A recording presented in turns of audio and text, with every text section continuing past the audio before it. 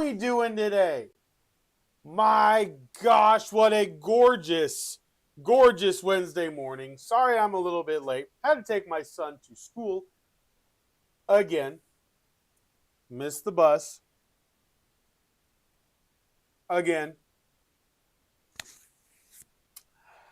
but, but, I have been excited about this all night long.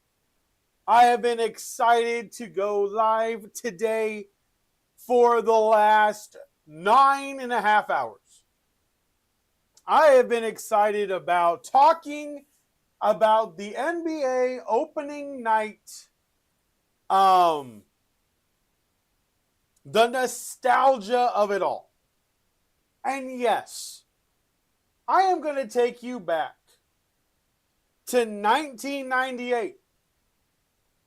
The Chicago Bulls versus the Utah Jazz. A wild NBA Finals series that took place on NBC. The iconic theme song. The next year and the year after that, the Pacers versus Knicks series that ensued. My starting out, my foundational sports childhood for basketball was built on the good old-fashioned tune of Round Ball Rock. And by golly, George, it's back. I can't tell you how great it was to see Reggie, to see Michael Jordan. NBC has a stellar crew that they were able to get from TNT and some from ESPN. I do love, I want to point this out right away. I do enjoy the camaraderie of the networks now. No longer are they only promoting what is on their station. Last night, NBC was talking about the games today and tomorrow that would be on ESPN. And then the games on Friday, which are on Prime Video. Monday nights will be on Peacock. Tuesdays will be on NBC. Wednesday, Thursday will be ESPN. And then Friday night will be on Amazon. I love it. I absolutely love it. Then we'll have our weekend games starting next year, January, like they normally do, get out of football season, and the NBA will be back on Sundays. But watching the games last night, watching the Rockets and the Thunder go double overtime in the first damn day, the first game of the year. Double overtime. Clutch shots. Kevin Durant in the second overtime. He took on SGA. He had SGA stymied. And if Durant just decides to use his 6'11", long, lanky self, instead of jumping, he would have had SGA bottled up. SGA gets him to jump, foul, Durant fouls out, Thunder win by one measly point, 125-124 in double overtime. Absolutely great basketball. The deep ball wasn't falling for the Oklahoma City Thunder. It took drives to the paint. It took kickouts. It took jump shots. It was freaking wonderful to watch last night. The over-under on the game was 224.5 points. They blew that out of the water.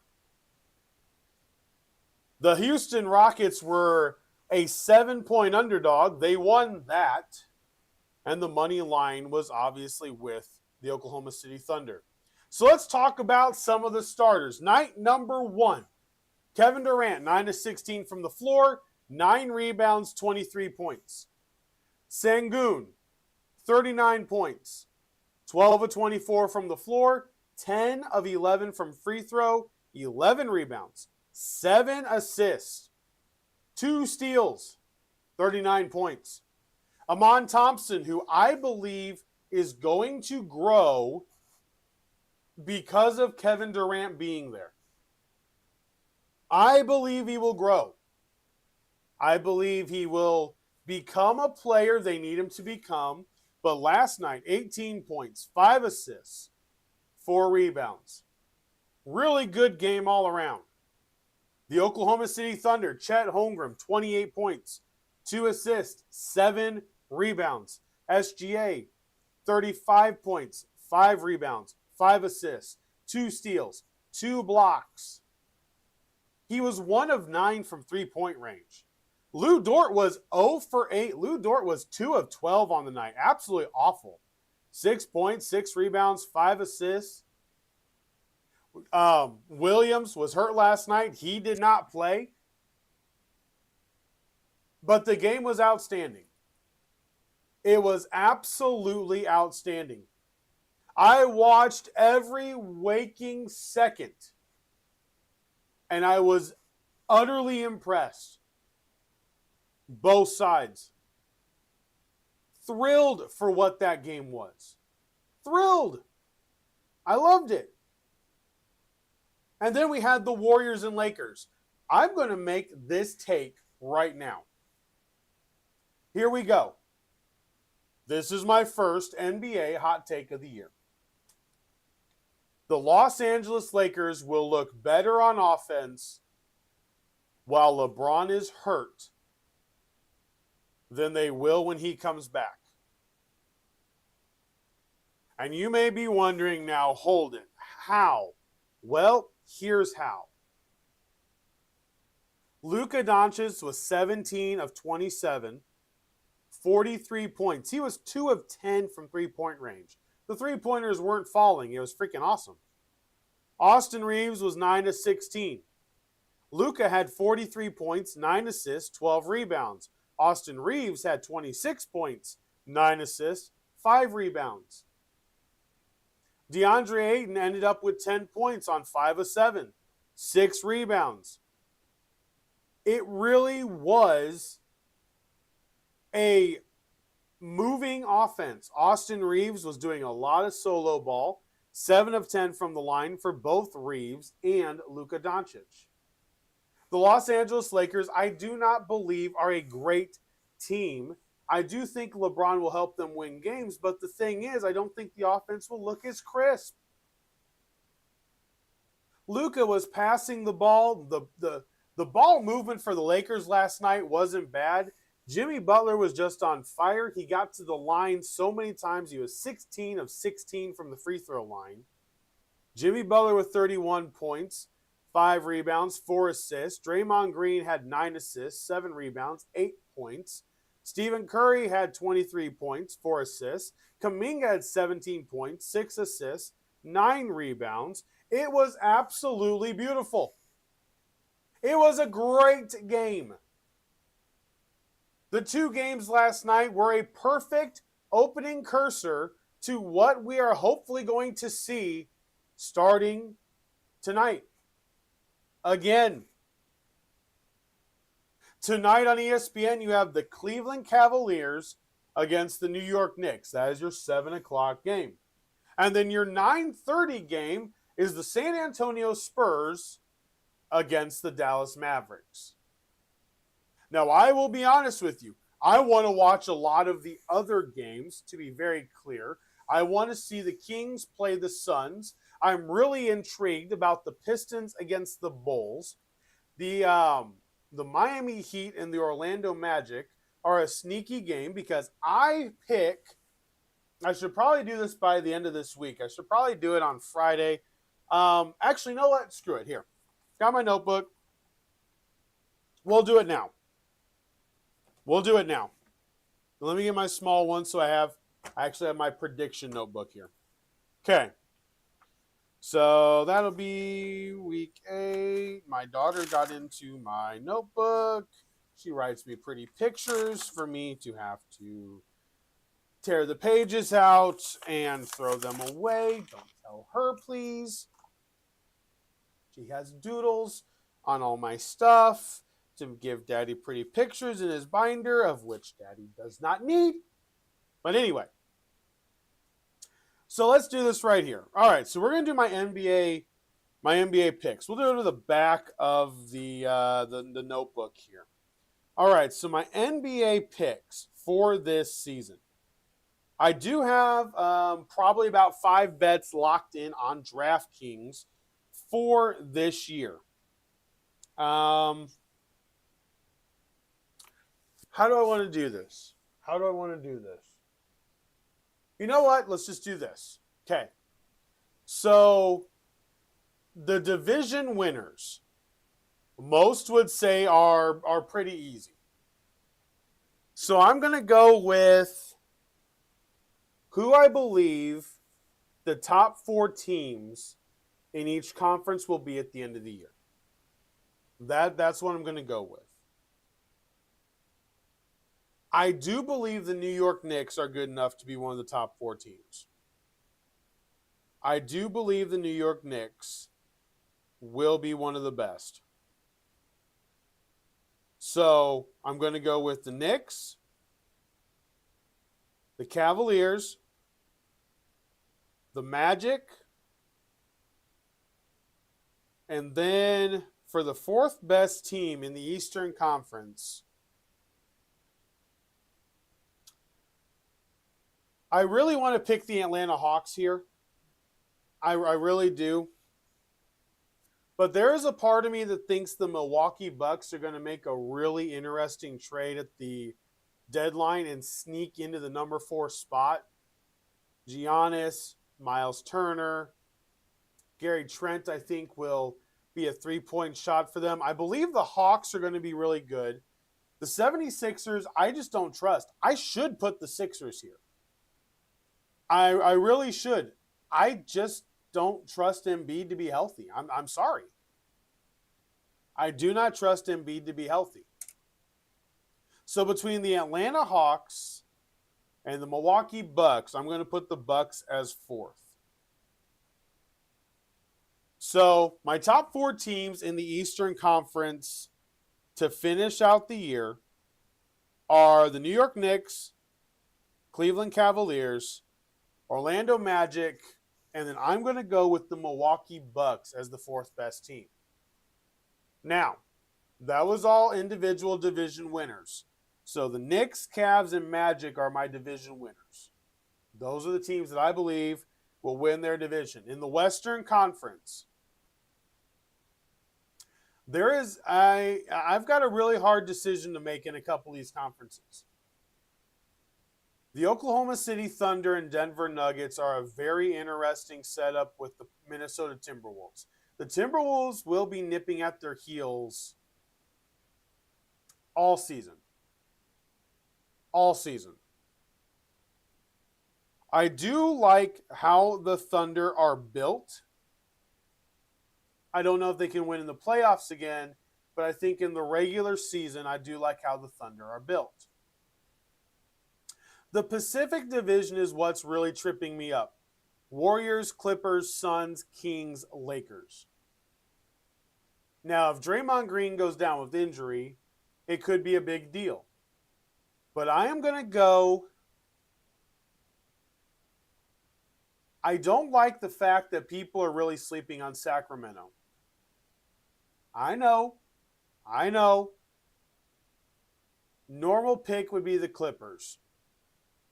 With the way the Warriors looked last night and with who they have brought in, I think the Warriors with Jimmy Butler, I think that's a team you don't want to mess with very often. So I'm going to say the Warriors win the Pacific Division. And then I'm going to go Rockets to win the Southwest. So Thunder, Rockets, Warriors.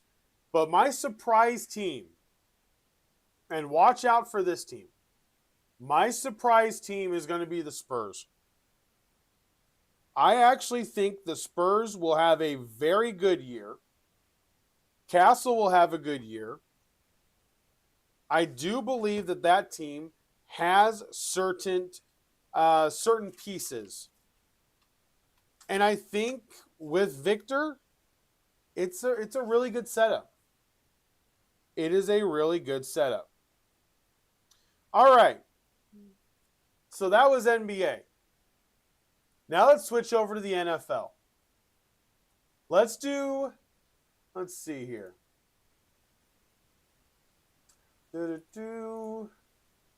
Ba-da-boom. Where in the world? There it is.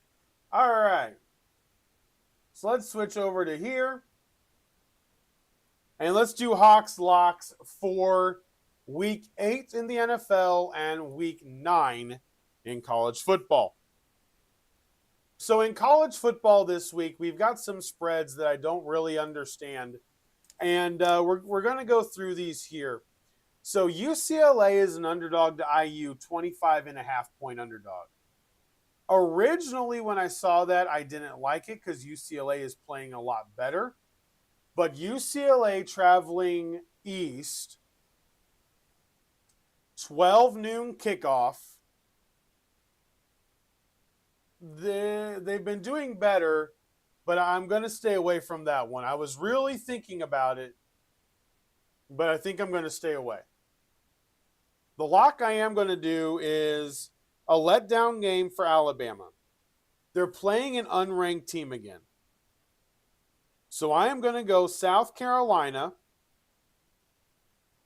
at plus 12.5 against Alabama. That is my first college lock for the week. The next one is one that I think most people are going to go with this, but I don't like the way they've played. Kentucky is 9.5-point favorite, 9.5-point underdogs to Tennessee. And the way that Kentucky just played Texas at home, I believe they can give Tennessee a lot of fits. It's 7:45, Kentucky, 57-degree weather there in Lexington. I'm going to say that is probably, that's a trap. It's a trap for Tennessee after how they played last week. I really think that's a trap. I really do. Another game that we're going to do, Virginia. I'm actually going to go with the favorite here. Last week, the North Carolina Tar Heels looked like they had a little bit of life against the Cal Golden Bears. This week, playing the Virginia Cavaliers, different level. And I'm just going to say it, not a chance. Not a chance. So I'm going to take Virginia, taking the points, 10.5. 10.5. So my locks for college football this week, underdog South Carolina, 12.5 points against Bama. Kentucky underdog against Tennessee, 9.5 points. And then Virginia, I'm going the over 10.5. Over the University of North Carolina. All right, now we get to the NFL. Number 1, the Falcons at home against the Dolphins, 7.5-point spread. This is way too low. Bijan Robinson will have a field day. The Dolphins are bad. The offense is bad. Tua is turning the ball over. Falcons win by at least 20. I'm taking the over 7.5. Bengals and Jets, Joe Flacco starting. I am taking the over 6.5 as well. All Joe Flacco has to do is throw the ball to Jamar Chase and T. Higgins. That is currently proved very, very useful. Very useful. And to be honest, they've done exactly what they need to. Exactly what they need to. And it looks really good for the Bengals right now. They could be 4-4, 500 after this week. The big win last Thursday night over the Steelers could really propel them in an interesting direction in an AFC that's actually starting to kind of just open up. Wild card spots are all over the place. So you get to 4-4 and you're the Bengals, you're at least going to remain competitive this year. You got to like that.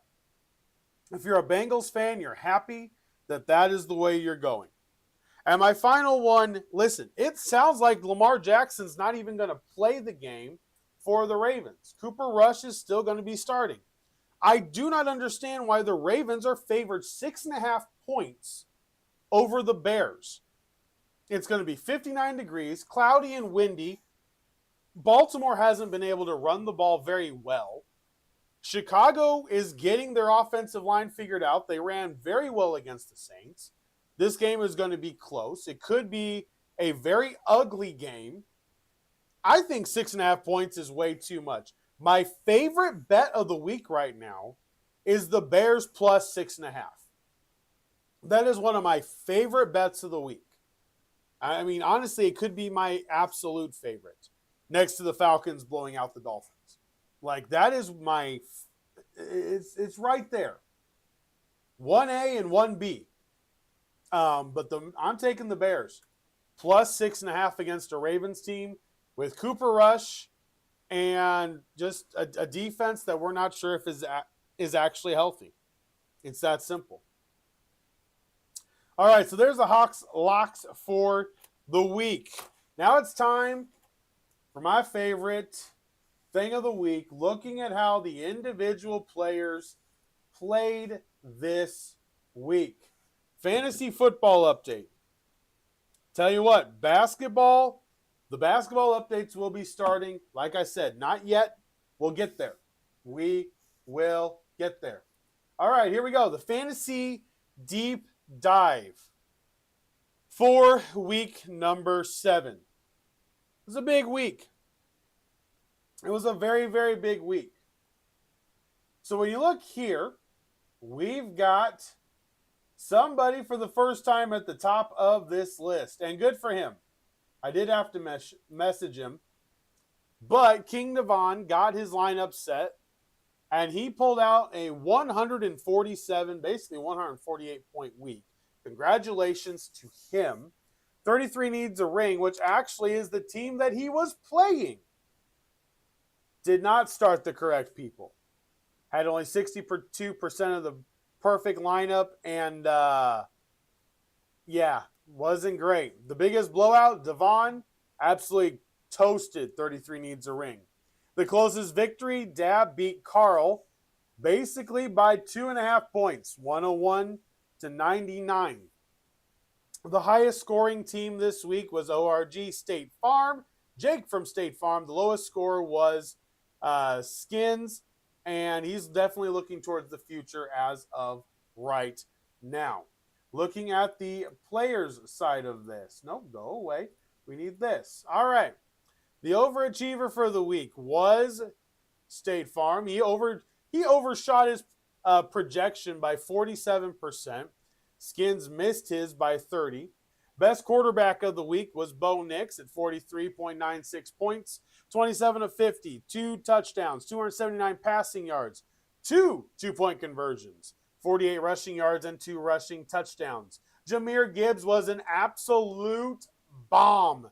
17 carries, 136 yards, 2 touchdowns, 1 rush of 40+, touchdown of 50+, 3 receptions for 82 yards. The best receiver, I had him, Jamar Chase.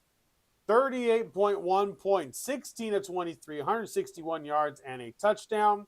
Pat Freiermuth also had a huge week.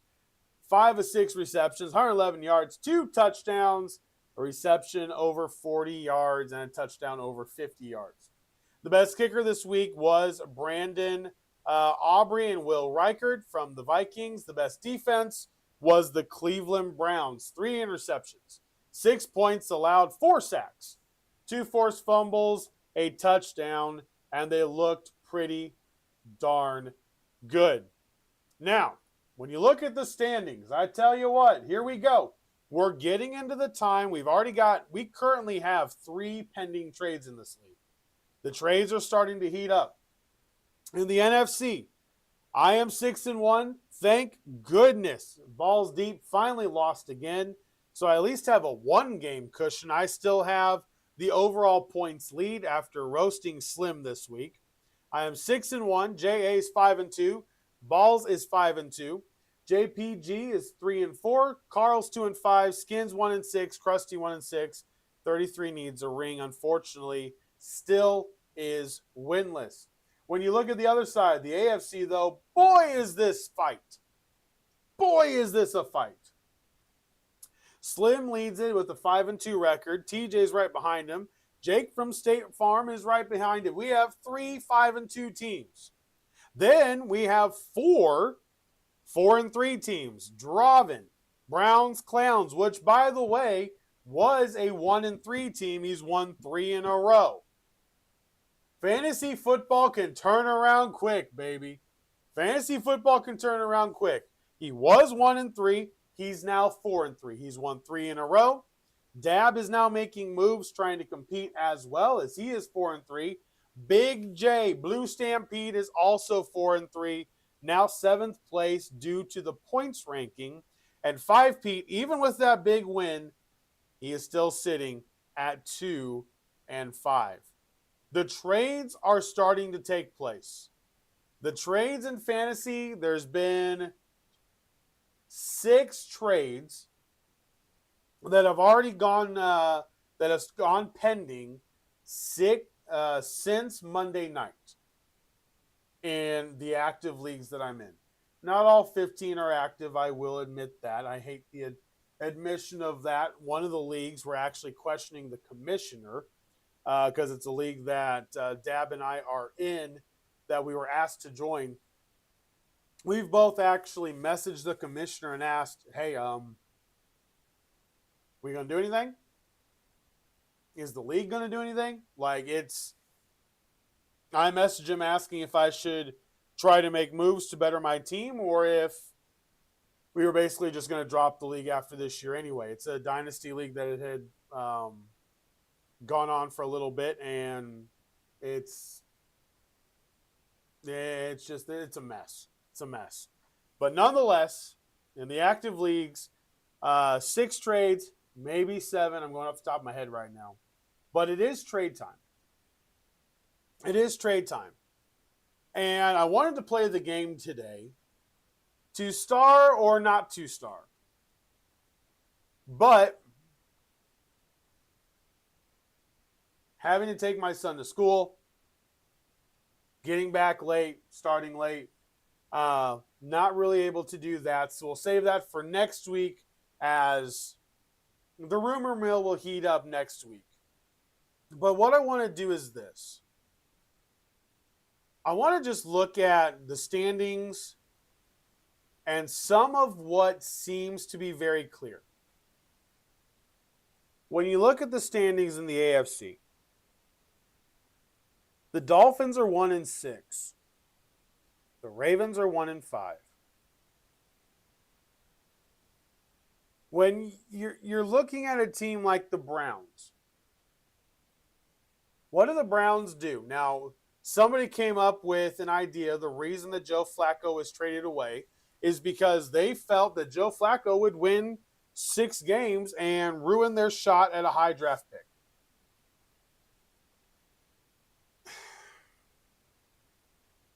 I don't know about that one because he really struggled moving. In the Packers game, they scored 13 points. The Lions game, they scored 10. The Ravens game, they scored 17. The Bengals game, they scored 16. Are you really worried about Joe Flacco with all the interceptions that he had being the guy that's going to beat really good teams? I don't think so. I don't buy that one. But maybe that's what it was. I don't know. That defense is really good. And they've got more wins. They are at the Jets November 9th. They are at the Raiders November 23rd. They are home against the Titans on December 7th. I believe they've got 3 more W's. I fully believe they will be 5-12 to finish out the year, and they will not be the worst team in the AFC, nor will they be the second worst team. And as of right now, there will be at least 4 others that are worse, because I do not see the Raiders getting out of this slump without making a move to get a quarterback that is not named Geno Smith. The Tennessee Titans are in a mess, and I feel so bad for Cam Ward. I just,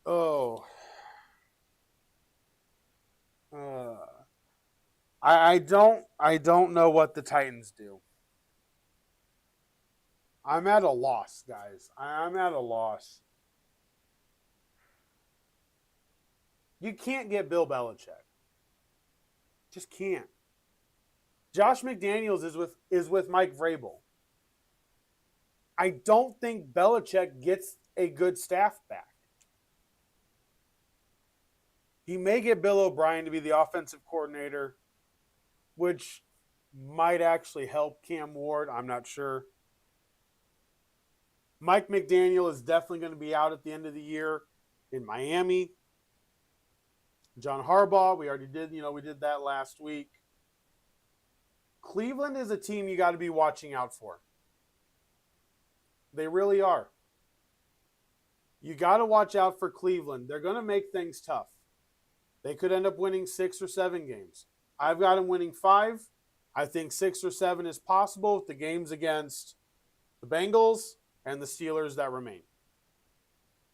In the NFC, the worst team in the NFC right now is the New Orleans Saints. They're 1-6. And I would fire sale everybody. I really would. So players that I'm going to keep off to star or not to star are the Dolphins and the Saints players. Because if you're the Dolphins or the Saints, my 100% belief is sell it all. If you're the Saints, you've been skirting the salary cap issues for a while. Stop. Give Kellen Moore a chance. Taysom Hill is too expensive. That was a really dumb contract. We're going to look back on that contract in, 5 years and go, what were the Saints thinking? Just, Jiminy Christmas. So I would sell everybody. Taysom Hill does have some value as a tight end. Olave, Saheed, Kendre Miller, your backup running back, is now out. Eric McCoy, your center, is now out. Trade Ruiz. Keep your 2 young tackles. Trade Granderson. Trade Willie Gay, the linebacker. Just sell everybody. Start with a clean slate. Start with a fresh opportunity to win next year. Because the Panthers, regardless of anybody's thoughts about them, they're 3-0 at home. Yeah, you heard me. 3-0 at home. Young gets hurt. Dalton is coming in. We'll see what happens. Don't sleep on the Panthers. If you're the Saints, trying to hold on, trying to stay relevant doesn't work. You've got to go back to the drawing board. You need draft picks. You need to be cheap again. You can be a free agent destination if you have the money. You're going to have to start Tyler eventually. Rattler cannot start forever. I would trade Olave. I would trade Saheed. I would trade Taysom Hill if I can. I would trade Cesar Ruiz, Carl Granderson, Willie Gay. I'd make 5 trades if I'm the Saints and get a bevy of picks. And I don't care. If you want to give me a 5th and a 6th, I'll take the 5th and the 6th. You want to give me a 3rd and a 5th, I'll take the 3rd and the 5th. Give me draft picks for me to be able to cheapen the roster and make the moves I need to make.